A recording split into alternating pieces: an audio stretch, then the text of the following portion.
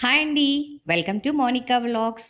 ఈ వేడి వేడి ఎండల్ని తట్టుకోవడానికి కాస్త చల్లగా అలా ఎప్పుడు రొటీన్‌గా తినే పెరుగు కాకుండా ఇలా కాస్త దహీ తడకా చేసేసుకొని తిన్నారంటే చాలా అంటే చాలా బావుంటుంది. ఇది రైస్‌లోకి, రోటీలోకైనా సూపర్బ్‌గా ఉంటుందండి. రైస్‌లోకైతే మీరు ఇంకో కర్రీ కూడా అవసరం లేదు. సో, లేట్ చేయకుండా మనం రెసిపీలోకి వెళ్ళిపోదాము. ఓకే. ముందుగా స్టవ్ మీదైతే ఒక పాన్ పెట్టేసుకొని ఒక 1 టేబుల్ స్పూన్ అలా ఆయిల్ తీసుకోవాలండి. ఆయిల్ వేడైందండి. ఫస్ట్ అయితే నేను ఇందులోకి ఒక 1 టీ స్పూన్ అలా శనగపప్పు తీసుకుంటున్నాను.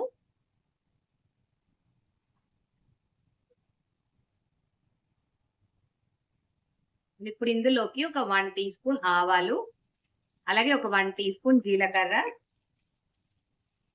ఒక 2 ఎండుమిర్చి, ఒక 2 పచ్చిమిర్చి అండ్ సన్నగా తరిగి పెట్టుకున్న ఉల్లిగడ్డలు తీసుకుంటున్నానండి.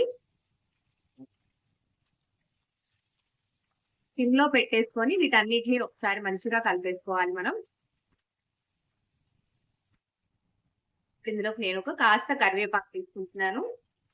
చాలా అంటే చాలా సింపుల్‌గా అయిపోతుంది. అండ్ డిఫరెంట్‌గా కూడా ఉంటుందండి. సో, మీరు తప్పకుండా ఒకసారి ట్రై చేసేయండి. ఇప్పుడు ఇందులోకి ఒక 1 టీ స్పూన్ అల్లా జింజర్ గార్లిక్ పేస్ట్, అల్లం వెల్లుల్లి పేస్ట్ యాడ్ చేశాను. ఇది పచ్చివాసన పోయేదాకా ఒక 2 మినిట్స్‌లో సిమ్‌లో పెట్టేసుకొని, లో ఫ్లేమ్‌లో పెట్టేసుకొని కాస్త వేయించాలండి. ఇప్పుడు ఇందులోకి ఒక హాఫ్ టీ స్పూన్ అలా పసుపు తీసుకోవాలి. ఇలా అంతా మంచిగా కలిపేసుకుందాం. ఆ తర్వాతకి ఇందులోకి నేను ఒక 1 కప్ అలా టొమాటోస్ తీసుకున్నానండి. మంచిగా పండినవి టమాటాలు తీసుకున్నాను. ఇది కాస్త మగ్గనివ్వాలి టమాటాల్ని మంచిగా. సో, మూత పెట్టేసి ఒక 2 నిమిషాలు అలా కుక్ చేసుకుందాము. మనకి టమాటాలు కాస్త ఉడికాయి అన్నాక ఇందులోకి ఒక హాఫ్ టీ స్పూన్ అలా కారం యాడ్ చేసుకోండి. మనం పచ్చిమిర్చి ఆల్రెడీ యాడ్ చేసాం కాబట్టి దానికి తగ్గట్టుగా కారం చూసుకోండి. ఒకవేళ మీరు తక్కువ తింటే మాత్రం కాస్త తక్కువ యాడ్ చేసుకోండి. అండ్ అలాగే ఇందులోకి రుచికి సరిపడా సాల్ట్, అలాగే ఒక హాఫ్ టీ స్పూన్ అలా ధనియాల పొడి కూడా యాడ్ చేసుకుందాం.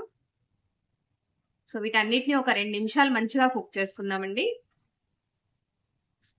లాస్ట్‌లో కాస్త కొత్తిమీర వేసేసుకొని ఒకసారి కలిపేసి స్టవ్ ఆఫ్ చేసేసుకోవాలండి. ఇది మనకు పూర్తిగా చల్లగా కావాలి.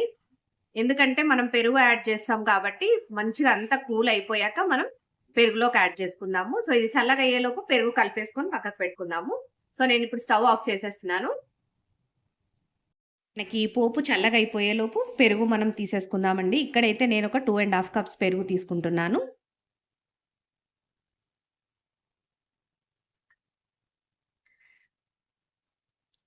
ఇలా తీసుకున్నాక మంచిగా బీటర్ తోటి మొత్తం అంతా ఒకసారి కలిపేసేయండి. నేను ఆల్రెడీ కలిపేసాను. కొద్దిగా వాటర్ యాడ్ చేసుకుందాము. లేదు మీరు థిక్‌గానే తినాలి అని అనుకుంటే మాత్రం వాటర్ ఏమీ యాడ్ చేసేయకండి. అలాగే ఉంచేసేయండి. నేనైతే కొంచెం వాటర్ యాడ్ చేస్తున్నాను. కాస్త ఒక హాఫ్ కప్ అలా వాటర్ యాడ్ చేశానండి. సో, ఆల్రెడీ మనం సాల్ట్ అక్కడ వేసేసాం కాబట్టి ఇక్కడేం వేయకండి. అవంతా పోపంతా కలిపేసాక మనం చెక్ చేసుకొని యాడ్ చేసుకోవచ్చు సాల్ట్. ఇప్పుడు ఆ పోపు చల్లగా అయిపోయి ఉంటుంది. దాన్ని ఇందులోకి మనం మిక్స్ చేసేసుకుందాం. సో, ఇక్కడ పోపు నాకు చల్లగా అయిందండి. ఇందులో నేను మిక్స్ చేసేస్తున్నాను పెరుగులోకి.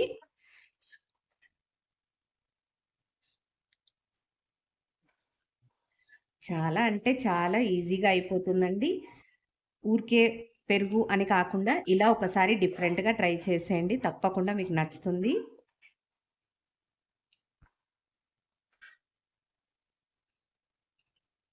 మంచిగా దీన్ని అంతా కలిసేలాగా బాగా మిక్స్ చేసుకుందాం.